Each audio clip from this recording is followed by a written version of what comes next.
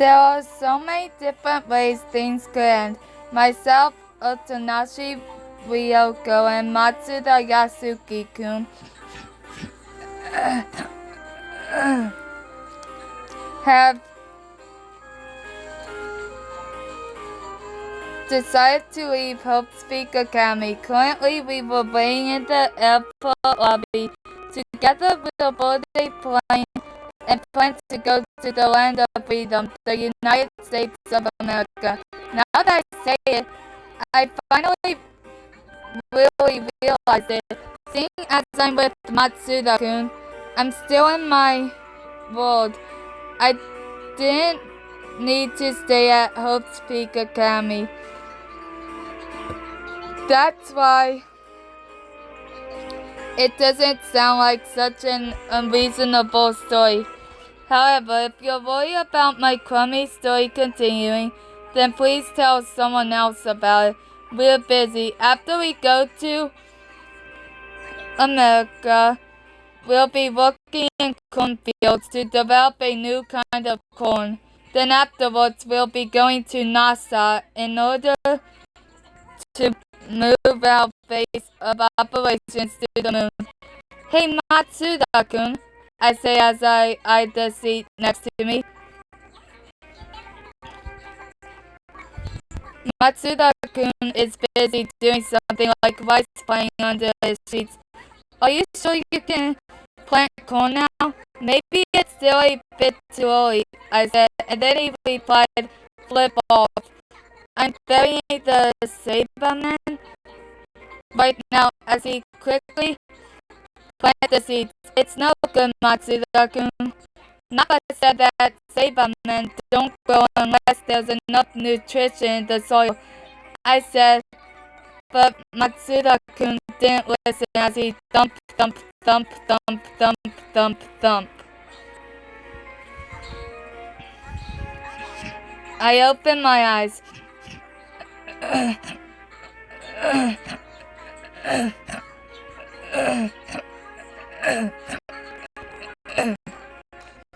I slowly rose up and looked around. Beige-colored carpet, a small vanity, an empty bookshelf. Everywhere I looked, there were notes saying, "This is my room." Seeing as I put all this effort into putting up these notes, I can only assume this is my room. I let out a breath and calmed myself. I didn't have time for this. Thump, thump, thump, thump, thump. Someone was pounding at the door to my room. I'm coming, wait a minute. Sorry, wait a moment. Thump, thump, thump, ka-thump, ka-thump, ka-thump. Honestly, they've never heard the patients. They're not speaking more rhythmic and annoying. I crawled off my bed. I noticed I had been wearing my shoes while I was sleeping. Calm down, calm down.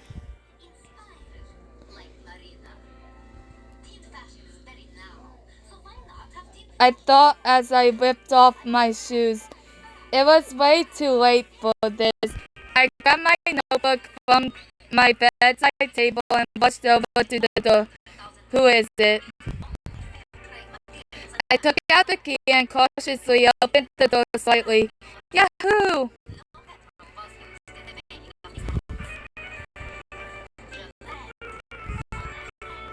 I stopped through the gap, a girl with blonde hair wearing flashy makeup. Oorah! Surprised, I unintentionally stepped back. Hey, are you always sleeping? You know it's already noon, right? You're like Pico's counterpart. Huh? No, wait, I mean Osugi. Anyway, you sleep too much. That's why you're having trouble keeping up with what I'm saying. Somehow she managed to keep this conversation going by herself. Just who was this girl? I opened my my notebook, sorry. Oh dear, you forgot me? Fine, I'll tell you myself. I'm Enoshima Junko-chan.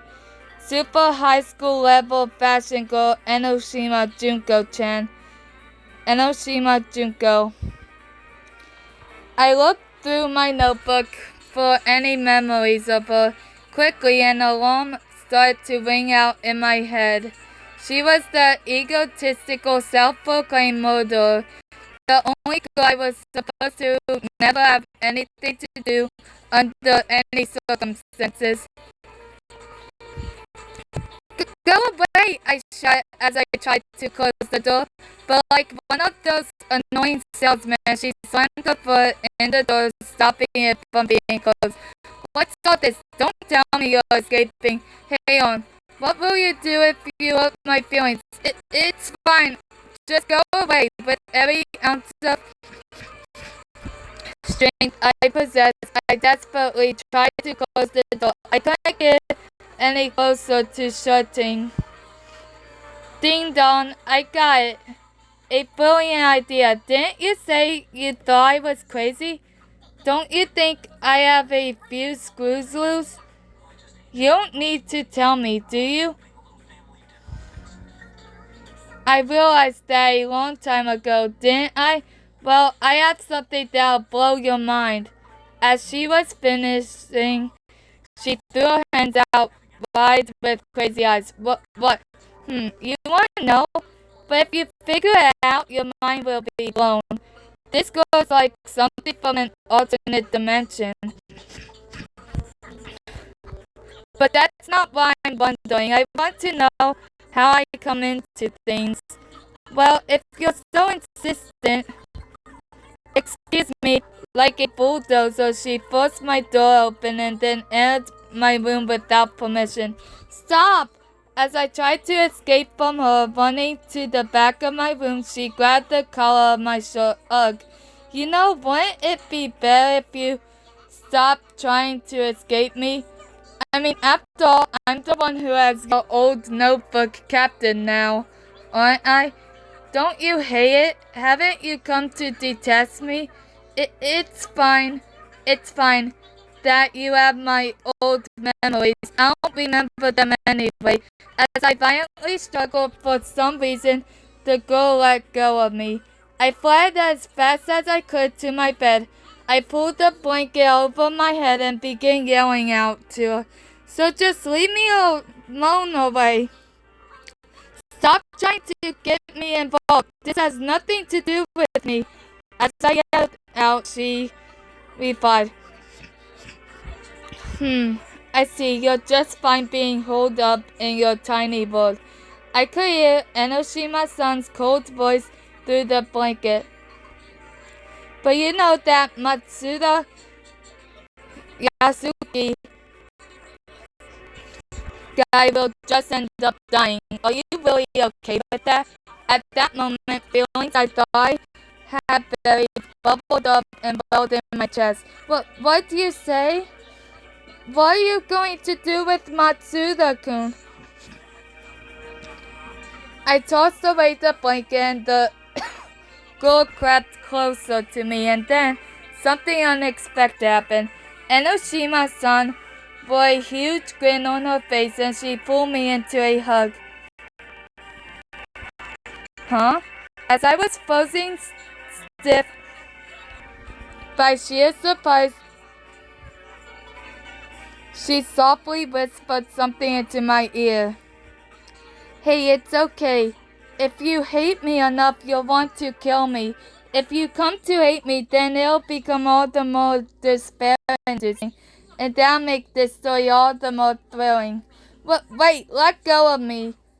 Hate, despise, fight. Break out of your shell and let the real you run free. You're not so trapped in your world as you think. Now then, set free the new you. It might hurt now, but don't worry, you're still at the teething stage. Once you're through that, it'll be your birthday and the real you will be born. I bit Enoshima-san's ear. Ow, ow, ow, ow, ow.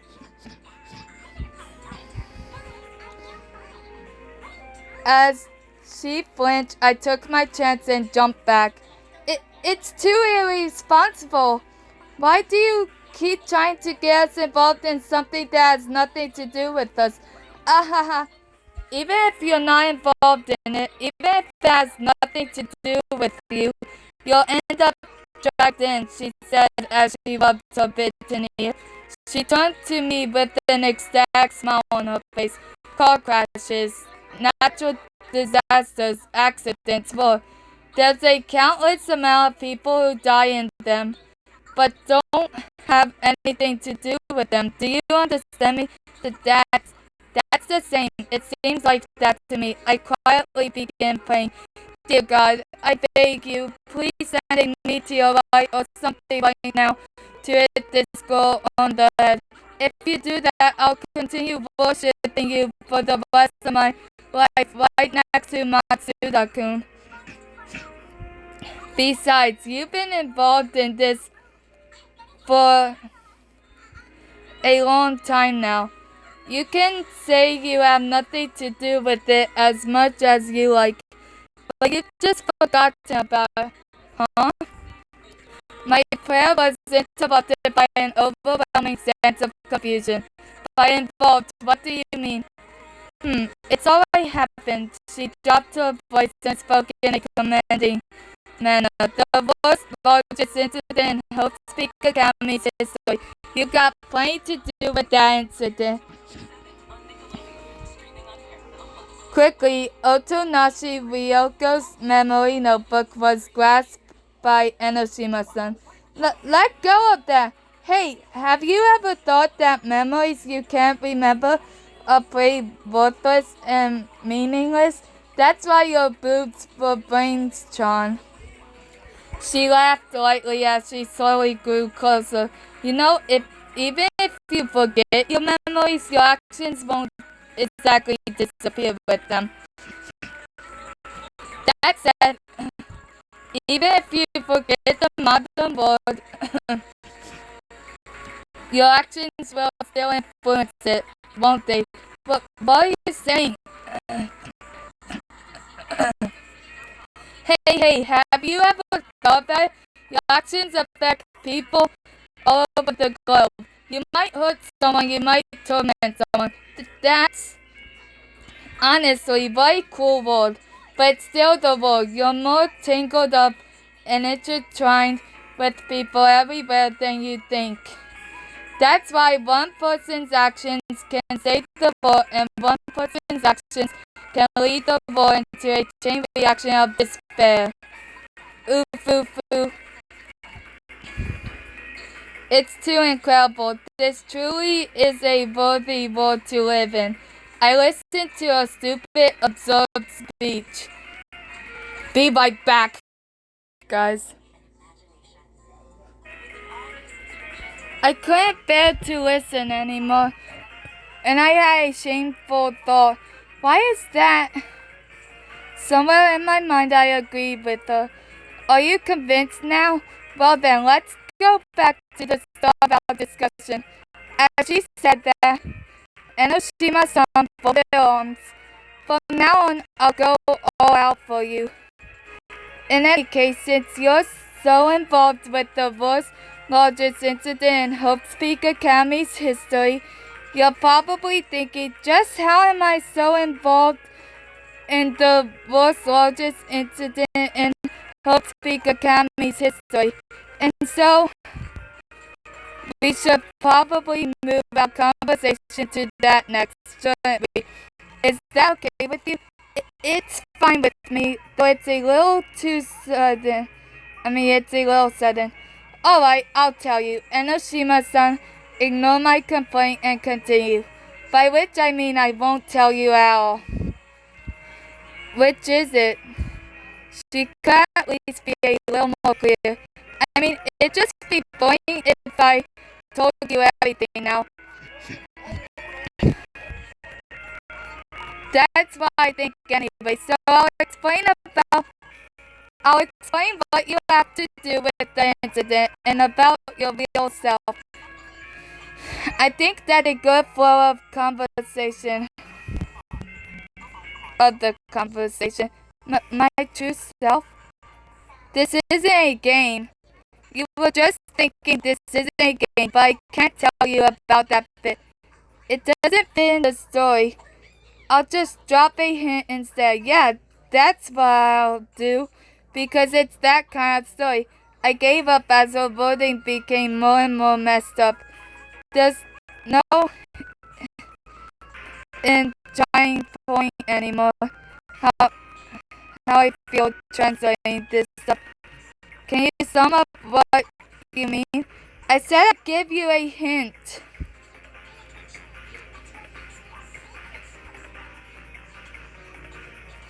Enoshima-san answered in an annoyed tone. By the way, when I tell you the hint, my role here will come to an end. After I finish what I'm saying, I'll go away. Go away. Really? I leaned forward without thinking.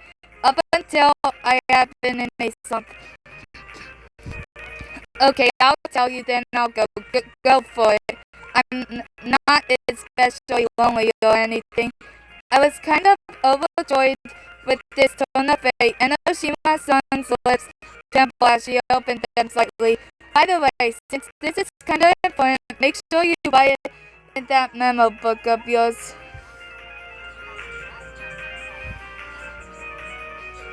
I will. I got away, so please continue. As I prompted her, I readily held my notebook. Enoshima-san cleared her voice softly and announced in a loud voice. Ta-da! This is an announcement. The hint is Enoshima Junko-chan's purpose. As she said that, she held up her right hand and made a peace sign. In truth, she has two purposes. Saying that, she lifted her left hand and made a peace sign while pointing one finger up with her right hand. Purpose number 1 is to crush the symbol of the school's hope. Kamakura is low until there is nothing left. She then pointed up a second finger with her right hand. And then the other purpose is, she paused to think carefully on how to say it.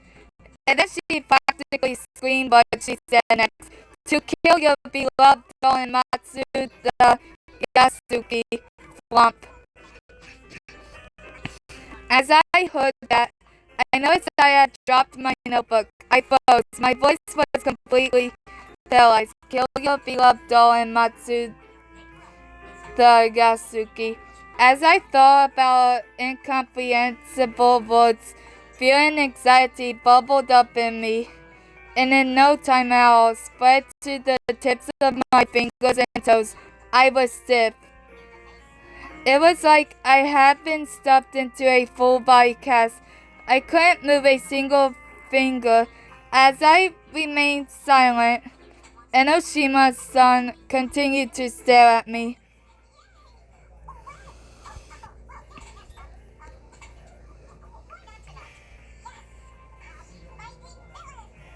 It was silent again. The girl kept her mouth firmly shut. It stayed silent, and Enoshima-san with a trembling hand stood up and left my room. Thunk. There was a sound of a door closing. I felt like an anemic crouching down in a huge crowd. But what the heck? My voice sounded like a small dying bird trying to sing. My throat was squeezed shut. Masuda-kun, she's going to kill? A lot of kills. As I thought about the cruel world, it seemed to fill my entire world. She can't. She just can't do that. My face felt hot. My hair seemed to stand on end as my face heated up. She can't do that. My chest felt hot too. A fiery fury welled in my heart as it began to beat faster. As that happened, something strange happened.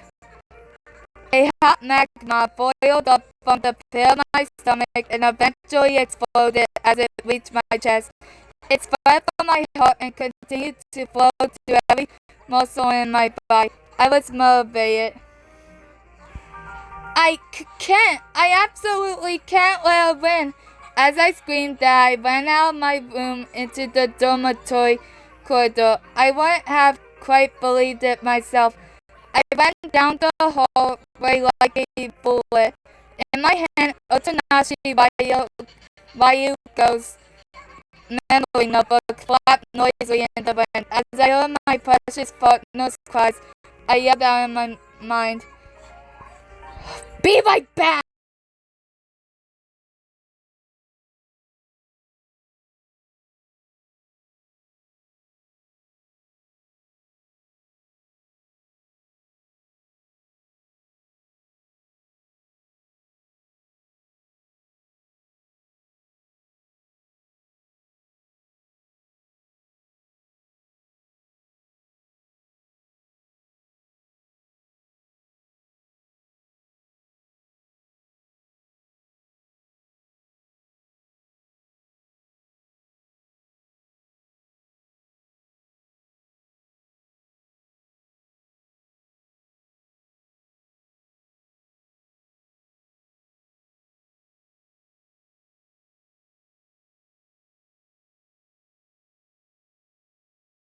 I'll protect Matsuda-kun. The wind pushed against me as I ran down the dormitory corridor.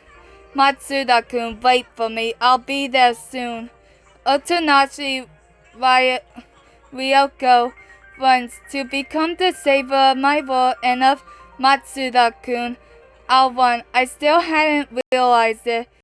Me going to such huge lengths was in itself the very beginning of my own despair. I still hadn't realized just how despair-inducing it was. And that's the end of Volume 1. Bye.